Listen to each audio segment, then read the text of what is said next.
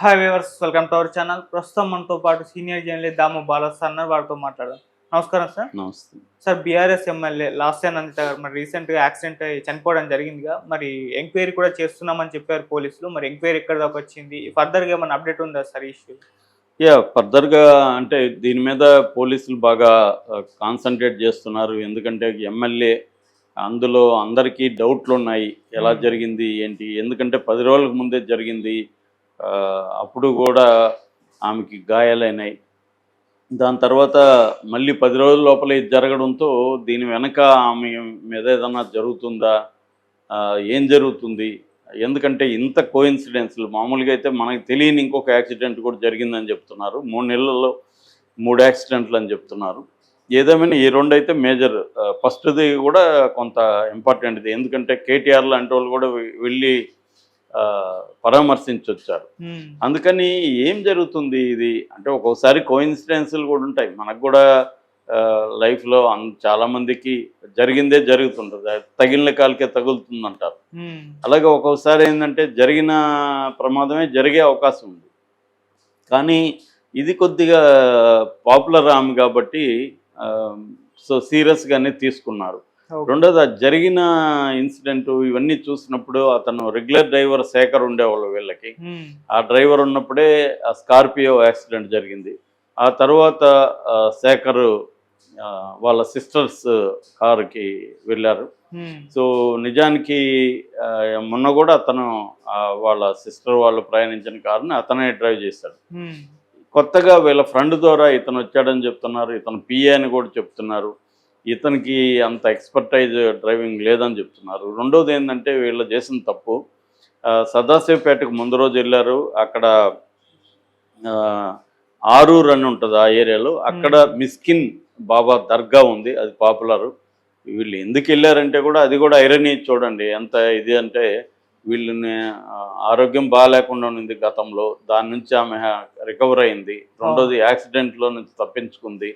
అందుకని బాబాకి పూజలు చేద్దామని వెళ్ళారు. అంటే గతంలో యాక్సిడెంట్ నుంచి నువ్వు కాపాడేవు అన్నట్టుగా వెళ్తే వెళ్ళొచ్చినాక దానివల్ల ఆమె చనిపోవాల్సి. సో అదొక ఐరనీ. సో ఏదేమైనా మొత్తానికి ఈ డ్రైవర్ ఏమన్నా ఇబ్బంది ఉందా అనేది పోలీసులు ఆ యాంగిల్ నుంచి చేస్తున్నారు. వాళ్ళ సిస్టర్ కూడా నివేదిత, ఆమె కూడా కేసు పెట్టింది. సో అతని మీద 304 కింద నెగ్లిజెన్స్ అనేది, క్రిమినల్ నెగ్లిజెన్స్ అంటారు, అలాంటి నెగ్లిజెన్స్ చేశాడు అనేది పెట్టారు. ఇప్పుడు అతన్ని అదుపులోకి తీసుకొని విచారిస్తూ ఉన్నారు. రెండోది ఆ స్పాట్ని పరిశీలించినప్పుడు 100 కిలోమీటర్ల దగ్గర స్పీడోమీటర్ ఆగి ఉంది. అది ఆగింది 100 లేకపోతే అంతకుముందు వస్తున్నాడా అనేది తెలీదు. నిజానికి ఆ టైంలో 100 కూడా రావాల్సిన అవసరం లేదు, కానీ ఆయన 100లో వస్తున్నాడు. రెండవది ఏంటంటే ఒక 500 మీటర్ల నుంచే ఈ కారు శకలాలు అవన్నీ పడి ఉన్నాయన్నమాట. సో ఎందుకు ఇంత ఇదైనప్పుడు వాళ్ళకున్న అంచనా ఏంటంటే దాని మీద ఒక ధూళి అంతా ఉంది, ఒక పెయింటింగ్ లాగా ఉంది, పెయింట్స్ అవన్నీ ఉన్నాయి. దాన్ని బట్టి వాళ్ళు ఏమనుకుంటున్నారంటే ఇది ఉంటే టిప్పర్ అన్నా ఉండాలి, సన్న ఇసుగు తీసుకొని వెళ్ళే టిప్పర్ అన్నా, లేకపోతే రెడ్ మిక్సర్ అన్నా ఉండాలి.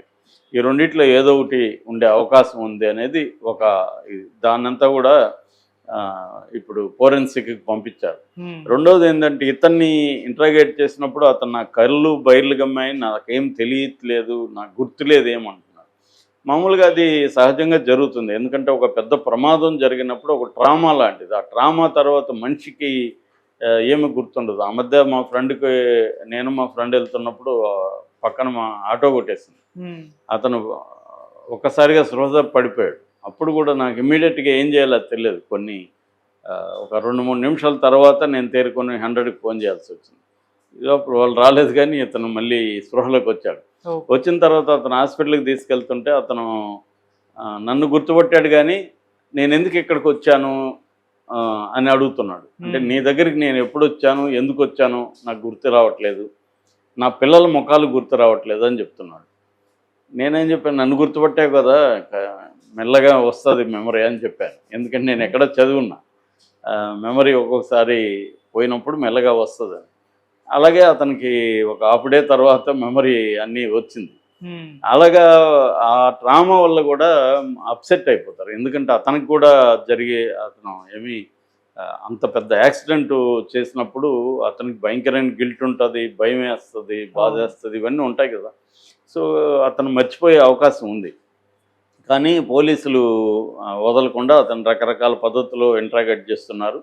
దాని తర్వాత అతని బ్లడ్, యూరిన్ టెస్ట్ చేశారు. ఇతను ఏమన్నా ఆల్కహాల్ తీసుకున్నాడని. అయితే ఇప్పటివరకు ఆల్కహాల్ లేదు ఇతని దీంట్లో అనేది తెలిసింది వాళ్ళకి. ఇంకేమన్నా డ్రగ్స్ కానీ ఏమన్నా తీసుకున్నారని అతని శాంపుల్స్ని ఫోరెన్సిక్ ల్యాబ్కు పంపించారు. దాని తర్వాత ఇన్స్టిట్యూట్ ఆఫ్ ప్రివెంటివ్ మెడిసిన్ దాని దగ్గర కూడా వీళ్ళు పంపించారు ల్యాబ్కి టెస్టింగ్కి. అంటే ఎక్కడ గ్యాప్స్ లేకుండా సిస్టమేటిక్గా ఎంక్వైరీ చేస్తున్నారు, ఇన్వెస్టిగేషన్.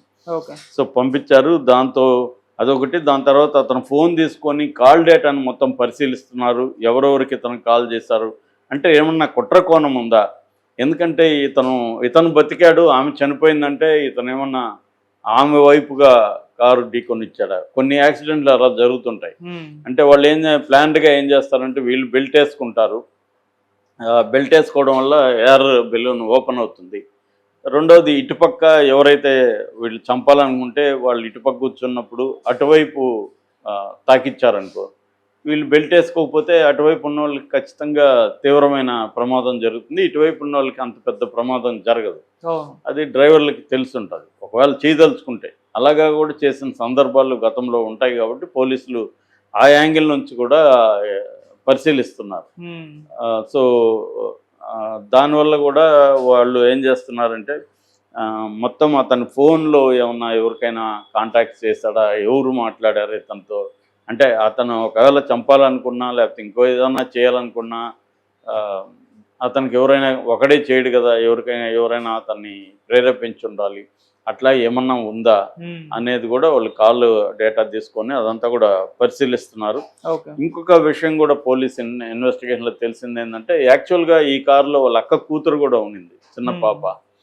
కానీ ఈ అమ్మాయి నేను టిఫిన్ తీసుకొస్తాలే, నీకు స్కూల్కి టైం అయిపోతుంది వెళ్ళిపో అని ఈ అమ్మాయిని వేరే కారుకి మార్చారు. ఆ స్కూల్ అనేది ఆ అమ్మాయిని కాపాడింది, లేకపోతే ఆ పాపకు కూడా సీరియస్ ఇదైండేది. సో అది కూడా బయటికి చెప్పారు. సో వాళ్ళు ఏంటంటే నిన్న పూజల వల్ల మేము రోజంతా తినలేదు అన్నప్పుడు ఈ అమ్మాయిని నేను వెళ్ళి తీసుకొస్తాను.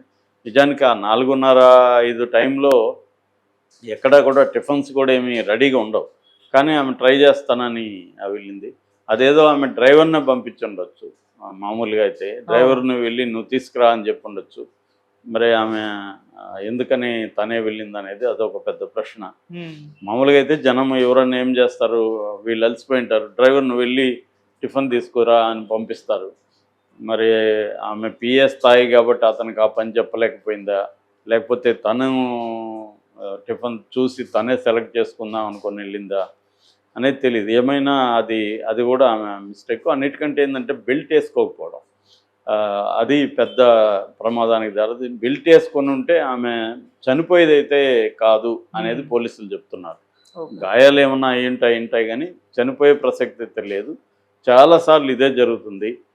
అంటే ఒకటి ఏంటంటే లాంగ్ డ్రైవ్ వెళ్ళేటప్పుడు చాలామంది వేసుకుంటారు, షార్ట్ డ్రైవ్లకి దగ్గరలోనే కదా అనుకొని చాలామంది వేసుకోరు. అటువంటిది ఏమన్నా ఈమె అనుకున్నదా అనేది తెలియదు. సో గతంలో కూడా ఇలాంటివి, ఫర్ ఎగ్జాంపుల్ మనకు శోభా నాగిరెడ్డి కూడా అలాగే జరిగింది, బెల్ట్ వేసుకోకపోవడం. చాలా పెద్ద ప్రమాదాలు అంటే అనేక సార్లు యాక్సిడెంట్ జరిగినప్పుడు బెల్ట్ వేసుకొని ఉన్న వాళ్ళకి ప్రమాదం తక్కువ ఉంటుంది. కారులో 4 కూర్చొని ఉంటే అందులో 3 బెల్ట్ వేసుకొని అతనే సీరియస్ అయిన సంఘటనలు చాలా ఉన్నాయి. అంటే డేటాను విశ్లేషిస్తే. కానీ మన ఇండియన్ కల్చర్లో ఏంటంటే చాలామంది బెల్ట్లు వేసుకోవడం నామోషిగాను, అదేదో పిరికితనంగాను ఫీల్ అయ్యేవాళ్ళు చాలామంది ఉన్నారు. సో అందుకని ఈ మధ్య ఫైన్స్ కూడా వేస్తున్నారు బెల్ట్. ఆ రకంగా ఇంకా స్ట్రిక్ట్గా చేయాల్సిన అవసరం ఉంది.